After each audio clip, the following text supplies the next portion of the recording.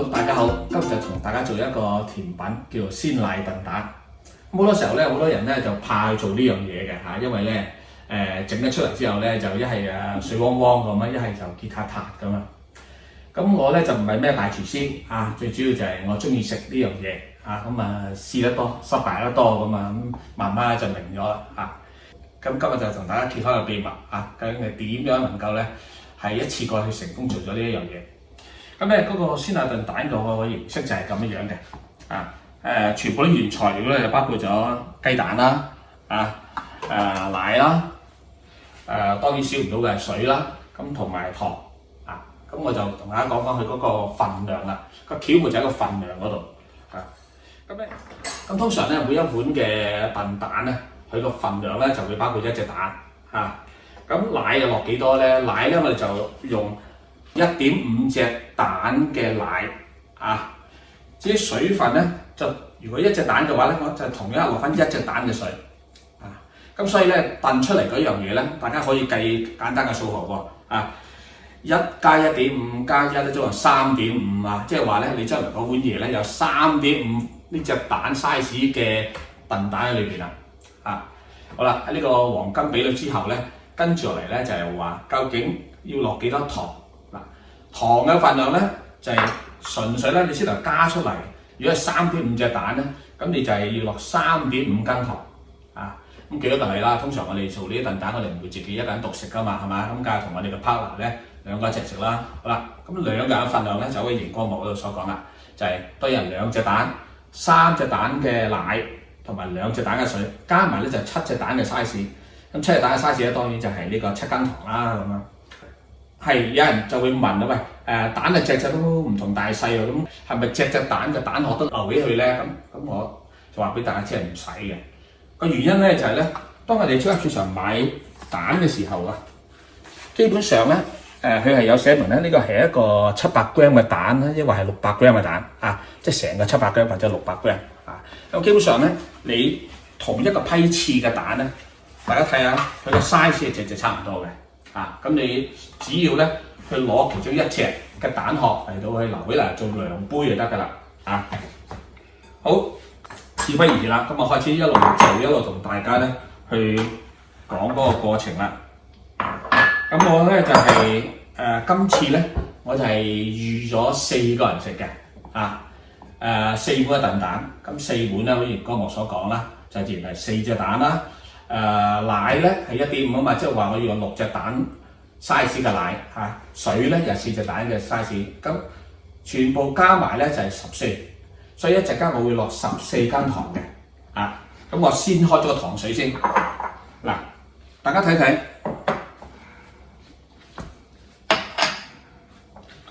嗰隻羹咧係用呢啲我哋飲奶茶咖啡嘅小湯羹啊，用14斤。大家都覺得誇張，咁嗰個羹嘅 size 咧，基本上咧我係平嘅啫，啊，即係習慣嘅手勢啊，3、4，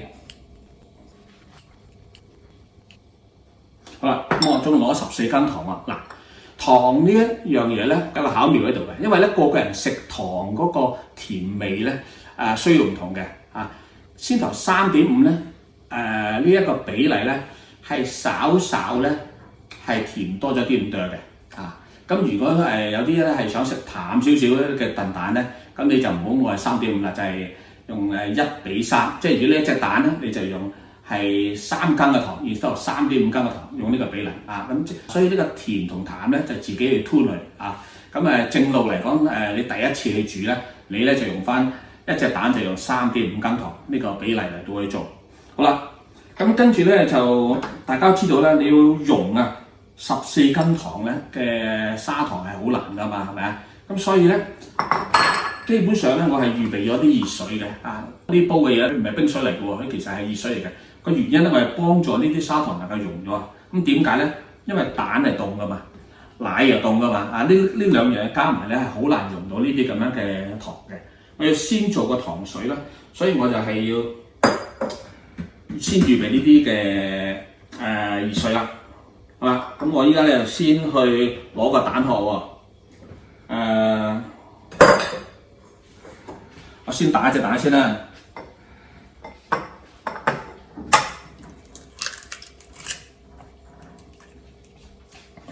大家留意我呢個蛋殼咧，基本上咧我係盡量咧係要 keep 到半隻嘅嚇。如果呢隻唔成功咧，我仲有下邊嗰4隻啊，我盡量咧係要用半隻蛋殼咧嚟到做我嗰個盛載嘅器具嘅。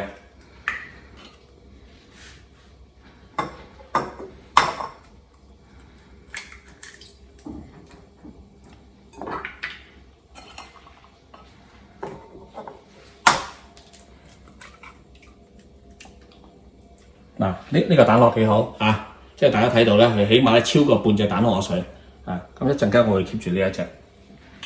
咁我既然係咁，我就打埋你其餘嗰啲啦。好，咁咧就至低限度咧，至低限度咧，我有2個完整嘅半個蛋殼嚟到做我嘅盛載嘅。好，先咧我就開呢一個嘅糖水。我就用呢一個熱水嚟到去做啊！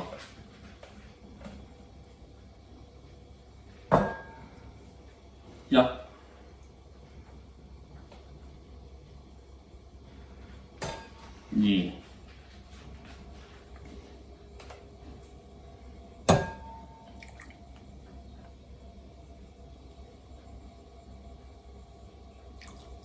嗱，因為咧我係4隻蛋啊嘛，所以4隻蛋咧就用4隻蛋同樣份量嘅水啊，即係話我用8次呢一個半隻蛋嘅殼，我已經落咗4個咯喎。好啦，咁呢一度咧就啱啱落咗4隻蛋嘅熱水，咁咧係用熱水咧幫助溶14羹嘅糖啊。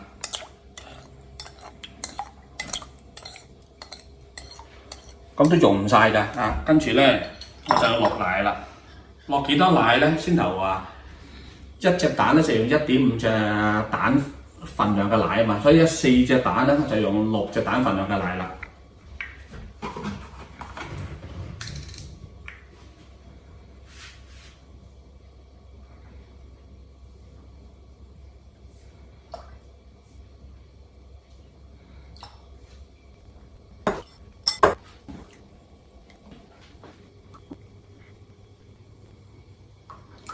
好啦，咁咧總共咧就係12次，就6隻蛋份量嘅奶落咗。咁啊先咧就要搞好呢一個糖水先啦。啊，個目的咧就係話盡量咧令到呢一個奶同糖同埋水咧係完全溶晒。咁喺出邊嘅糖水鋪咧，好多時候佢哋咧就所謂冰花燉蛋啊，佢哋就用冰糖嘅。咁但係屋企你冇理由咧攞個冰糖嚟到開水咁麻煩啦，係咪啊？咁你有砂糖使用砂糖啦。好啦，咁基本上都溶得七七八八㗎啦。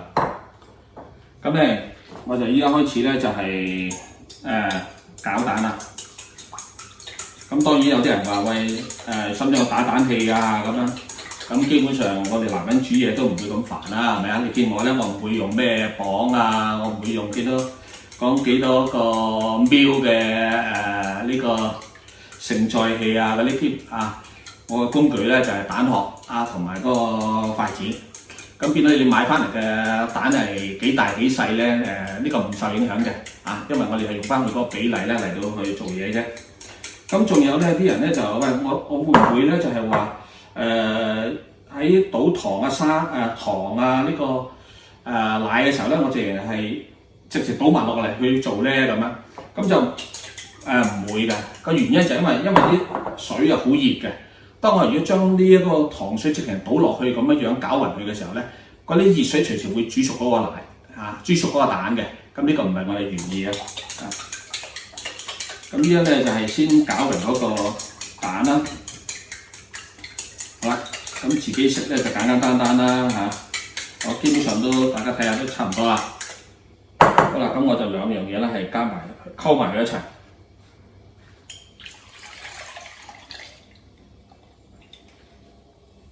仲有少少嘅糖剩咗啦。咁通常我會點咧？咁我就會咧揾個攞去咧去再溶多一次啊，即係盡量咧去徹底啲啊！希望啲糖咧係徹底啲落翻晒落去。好，咁落晒之後咧，咁啊先至正式咧喺呢度咧去攪勻佢啦。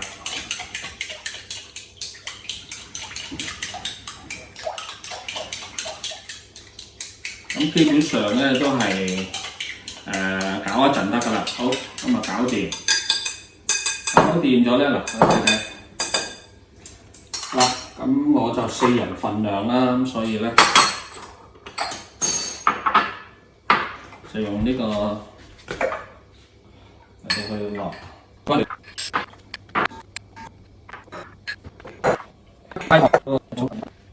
好，咁咧仲有個重要嘅步驟咧，就一陣間燉蛋時有好多水蒸氣㗎嘛，係咪啊？咁啲水蒸氣整落去咧，就會加咗水嘅份量，就成個組合係變晒嘅嚇，所以一定咧係要嘅冚住嚟嘅。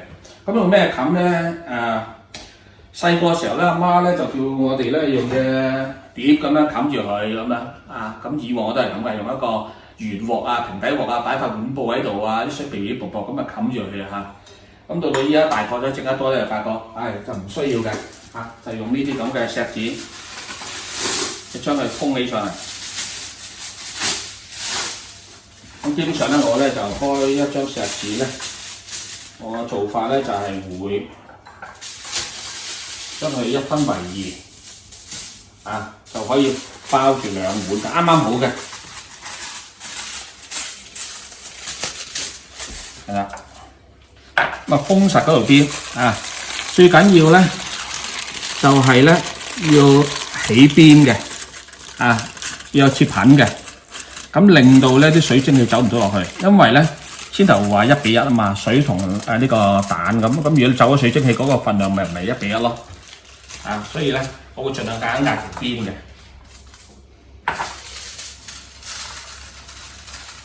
咁當然咧，你咁樣整你就冇得話睇中途蒸得實唔實佢能夠凝固到冇得睇㗎呢啲呢個就係個經驗啦。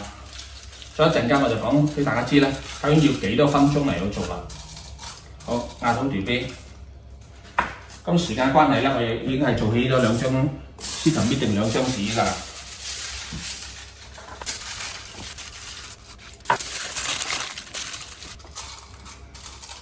就算你話你個錫紙唔夠大都好啦你最重要咧就係壓住條邊，等水蒸氣走唔到入去咁就得啦。好，咁整完晒之後咧，嗰個燉蒸嗰個時間係點計咧？就係以你嗰啲水滾起咗之後14分鐘咁我先放埋呢個鮮奶先啦。咁你可以用好多爐具嚟到做嘅，你可以話用鑊平底鑊圓鑊係咪蒸爐咁我依家會用咧就係一個蒸爐嚟嘅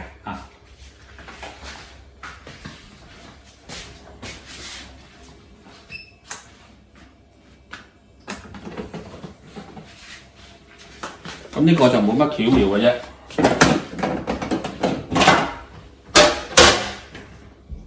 基本上咧就係我用嘅都係凍水，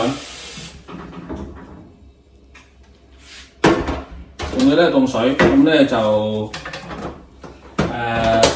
唔同嘅地方、唔同嘅天氣啦，你用幾多時間先至煲得滾啲水咧？呢個冇所謂，因為係要佢滾咗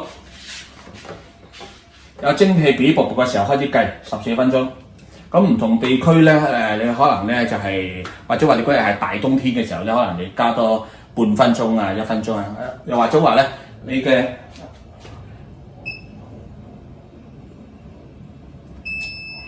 我依家一路去蒸緊佢。咁又或者咧有啲人咧就話我想係大碗啲嘅，我想落多啲奶落多啲水咁樣。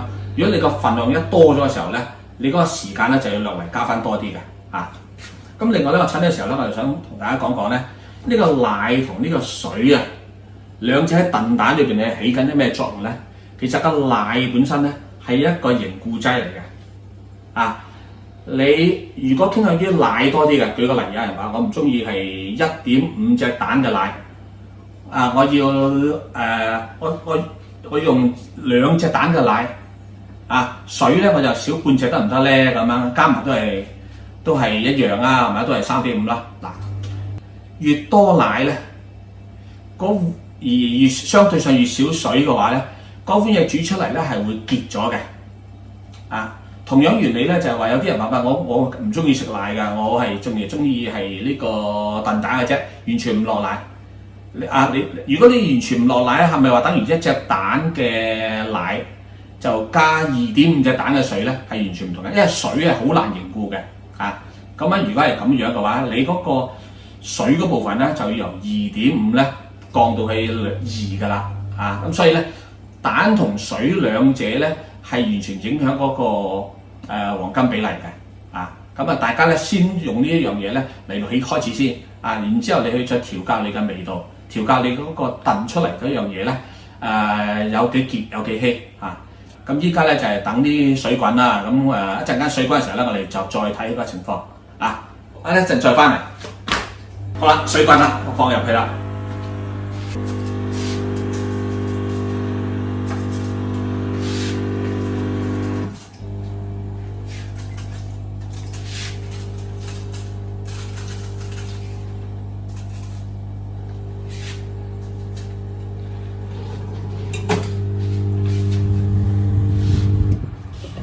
好，咁然之後咧，我就調校14分鐘。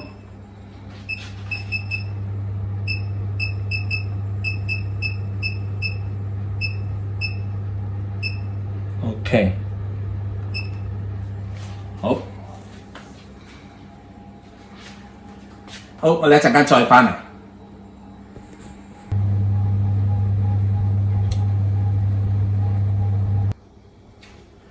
好啦，咁應該差唔多啦。咁咧就我想再補充一樣嘢咧，就係有人會問咧，點解唔用保鮮紙就而係用呢啲咁嘅錫紙咧咁啊？個最主要原因咧就係話保鮮紙咧佢太腍佢太軟啦，變咗咧佢係承載唔到嗰啲水蒸氣嘅。啲水蒸氣上面壓落去咧，佢就會令呢一塊薄膜咧掂到嗰啲奶咁只有咧就係話呢啲錫紙先係夠硬咧，能夠挺咁樣咧，同嗰個奶面咧係平衡。咁查實咧，我最初我都係用呢啲㗎。我好早期咧就跟阿媽所教咧，就用碟冚住佢。咁後尾發覺咧啲水蒸氣走入去。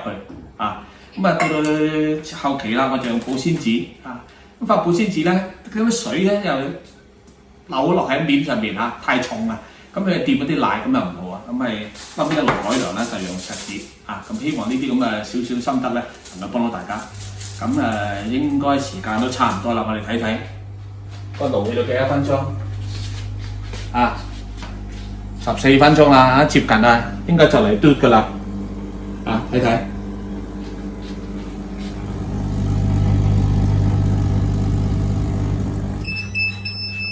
好啦，咁咧就得喎。咁究竟係乜家伙咧？攞出嚟睇下先。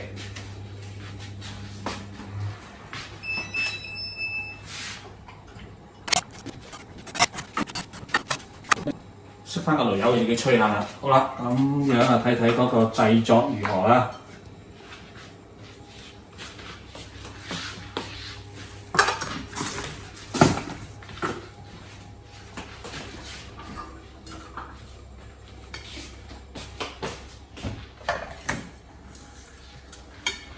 其實我都唔知會唔會即係馬失前蹄㗎。不過依家都唔會嘅，話明呢個係零失敗嘅鮮奶燉蛋嘛。好，我哋睇下先。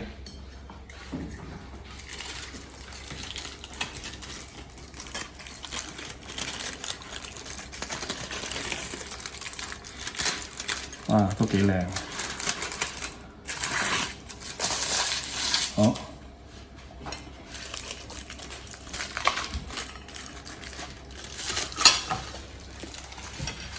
碗都擎到嘅，嗰個結度咧，佢嘅嗰個有幾稀有幾結咧，就呢個份量咧係可以咁講咧，係1,000,000次走出嚟嗰個嘅結果嚟㗎。佢唔單止咧，佢面頭咧係咁樣咧，係輕輕咁樣凝結咗喎，甚至乎喺裏邊咧一路到個底咧都係呢一個咁樣嘅。大家睇下咧，好香嘅。咁我都希望咧。你都能夠試到我係咁以咧就揭一羹俾大家睇下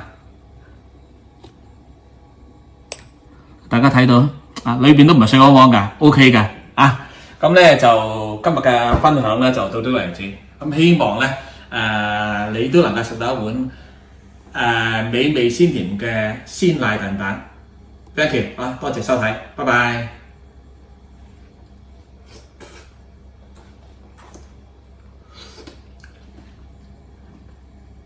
唔錯啊，唔錯。啊，食啦，過嚟。